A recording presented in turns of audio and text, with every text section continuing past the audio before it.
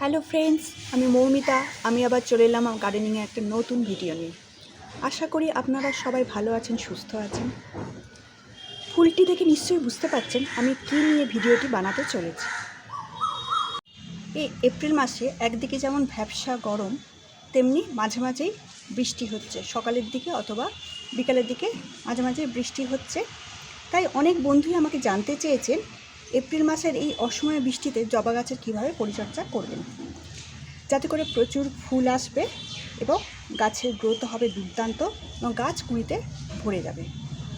আজ আমি যে খাবারটি বানাবো তা তৈরি করা খরচ যেমন কম, তেমনই ফল পাবেন দুর্দান্ত। খাবারটি আমি কিভাবে বানাবো বা কত দিনের ব্যবধানে গাছে দিতে হবে তা আমি সবই এই ভিডিওতে আপনাদের দেখাবো। কোনো রাসায়নিক সার দেওয়ার প্রয়োজন নেই, শুধুমাত্র এই সারটি নিয়মিত ব্যবহার করলেই গাছ ফুলে ফলে ভরে যাবে। আপনারা যে কোনো গাছে, জবা ছাড়া যে কোনো গাছে, গোলাপ, বেল, জুঁই, টগর, যে কোনো গাছে আপনারা এই সারটি প্রয়োগ করতে পারেন, বা যে কোনো ফলের গাছে আপনারা এই সারটি প্রয়োগ করতে পারেন। আপনাদের গাছ ফুলে ফলে ভরে যাবে। গাছের জন্য খুবই শক্তিশালী যে খাবারটির কথা আমি বলেছি সেটা আমি আপনাদের বানিয়ে দেখাচ্ছি। এখানে 1 লিটার মতো জল আমি নিয়েছি। এর সাথে, এই জলের সাথে আমি বাজার থেকে আনা গুঁড়ো খোল আমি মোটামুটি 1 মুঠো মতো নিয়ে নেব। এরকম 1 মুঠো মতো নিয়ে নেব। এই মুঠো করে নিলে আপনাদের নিতেও সুবিধা হবে, বুঝতেও সুবিধা হবে, ওই জন্য আমি 1 মুঠো নিয়ে নিলাম।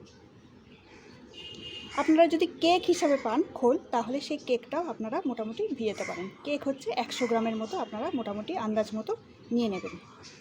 এবার আমি যে জিনিসটা নেব খোলের সাথে, সেটা হলো এরকম 1 চামচের চা পাতা, 1 চামচ মতো চা পাতা, অব্যবহৃত চা পাতা আমি নেব, ব্যবহৃত নয় কিন্তু, অব্যবহৃত চা পাতা আমি নিয়ে ভালো করে এই 1 লিটার জলের সাথে পুরোটা আমি মিশিয়ে আমি 2 থেকে 3 দিন সমস্ত দ্রবণটাকে আমি পচতে দেবো। সমস্ত মিশ্রণটাকে পচে যাওয়ার পর আমি যে জিনিসটি মেশাবো সেটা আমি আপনাদের দেখাবো। আমি আবার ফিরে আসছি 2 থেকে 3 দিন পর। আপনারা পুরো ভিডিওটি দেখুন। তার আগে আপনাদের একটা কাজ করতে হবে, যেটা হলো 2 থেকে 3 দিন মিশ্রণটাকে ঢাকা দিয়ে একটা ছায়াযুক্ত স্থানে অবশ্যই রেখে দিতে হবে।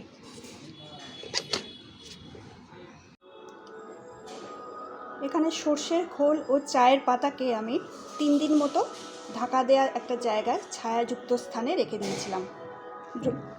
মিশ্রণটি এইরকমভাবে ফুলে ফেঁপে উঠেছে, অর্থাৎ মিশ্রণটি পচে গেছে, গেজে উঠেছে। এই মিশ্রণটিকে আমি প্রথমে ছেঁকে নেব। একটা পাত্রে এই 1 লিটার মিশ্রণটিকে আমি ছেঁকে নিচ্ছি। সর্ষের খোল ও চায়ের মিশ্রণটি 3 দিন ভেজানোর পর গেজে উঠেছিল, অর্থাৎ পচে গিয়েছিল, সেটাকে আমি ছেঁকে এইভাবে একটা পাত্রে রাখলাম। এটাকে আমি ইউজ করব না, এটাকে আমি জলের সাথে, পরিমাণ মতো জলের সাথে মিশিয়ে আমি ইউজ করব। আর চায়ের পাতা বা সর্ষের খোল শুদ্ধ এটা গাছে প্রয়োগ আপনারা করবেন না, তাহলে গাছে ফাঙ্গাল ইনফেকশন হবে। সুতরাং এটাকে ছেঁকেই ইউজ করতে হবে। আর একটা কী জিনিস আমি এই দ্রবণের সাথে মেশাবো আমি বলেছিলাম, সেটা আমি আপনাদের দেখাবো। এখানে আমি আর একটা মিশ্রণ বা দ্রবণ আপনাদের দেখাবো। এটা হচ্ছে 2 থেকে 3 দিন আমি একটা মুসুম্বি লেবুর খোসাকে আমি ভিজিয়ে রেখেছি 2 থেকে 3 দিন, প্রায় 500 ml মতো জলে আমি এটাকে ভিজিয়ে রেখেছি। এটা খুবই নিউট্রিয়েন্টপূর্ণ এবং এটি অ্যাসিডিক। এটিতে আছে ফসফরাস, ক্যালসিয়াম, ভিটামিন সি এবং কিছুটা নাইট্রোজেন, ম্যাগনেসিয়ামও সামান্য পরিমাণে আছে এই লেবুর খোসার ভেজানো জলে। এইটাকে আমি ওই দ্রবণটার, মানে হচ্ছে সর্ষের খোল এবং চা পাতা ভেজানো পচে যাওয়া যে দ্রবণটা, সেটার সাথে আমি মেশাবো, মিশিয়ে গাছে আমি ইউজ করব।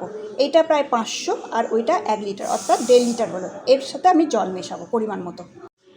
এই খোল ভেজানো জলের সাথে আমি এই লেবুর মিশ্রণটা, লেবু ভেজানো জলটা আমি মিশিয়ে দিলাম। মিশিয়ে প্রায় 1.5 লিটার মতো করলাম।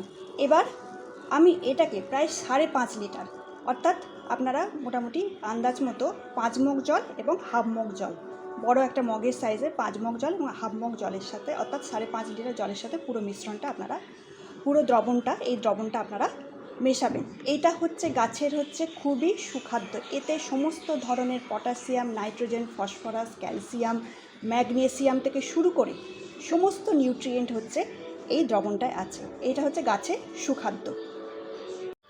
মোটামুটি এখানে আমি 5.5 লিটার জল নিয়েছি। এটার সাথে আমি এই সারটি আমি মিশিয়ে দেবো, মিশিয়ে ভালো করে গুলিয়ে নেব।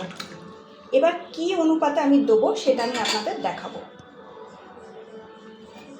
কি পরিমাণে দেবো সেটা আমি দেখাবো। মোটামুটি এই গ্লাসটায় আমার মোটামুটি 150 ml জল ধরে। এটা যে কোনো 6 থেকে 8 ইঞ্চির টবে আপনারা 1 গ্লাস দিয়ে দেবেন এবং 10 থেকে 12 ইঞ্চির টবে আপনারা 2 গ্লাস মতো এটা প্রয়োগ করবেন। এই উৎকৃষ্ট মিশ্রণটি, অর্থাৎ এই উৎকৃষ্ট সারটি আপনারা যে কোনো ফুলের গাছে, জবা হোক, বেল হোক, জুঁই হোক, বগনভিলিয়া হোক, যে কোনো ফুলের গাছে বা ফলের গাছ যেগুলো আপনাদের বাড়িতে আছে, লেবু গাছ হোক বা যে কোনো গাছে আপনারা প্রয়োগ করে দারুণ রেজাল্ট পাবেন। আর একমাত্র সাকুল্যান্ট বা ক্যাকটাস জাতীয় গাছে আপনারা এই তরলটি প্রয়োগ করবেন না। এই ফুল গাছের টবটায় আমি এটি 1 গ্লাস পরিমাণ প্রয়োগ করব। এখানে আমার একটা কমলা লেবুর গাছ আছে। এই টবটায় আমি মোটামুটি ফলের গাছে আমি, আর টবটা একটু বড়, এই টবে আমি 2 গ্লাস মতো এই সারটি প্রয়োগ করব। এই সারটি প্রয়োগ করার 15 দিনের মাথায় আপনারা দেখবেন আপনাদের গাছে প্রচুর কুড়ি চলে এসছে। আপনারা আমাকে সারটি প্রয়োগ করে কী রেজাল্ট আপনারা পেলেন আপনারা অবশ্যই আমাকে কমেন্ট করে জানাবেন। ধন্যবাদ।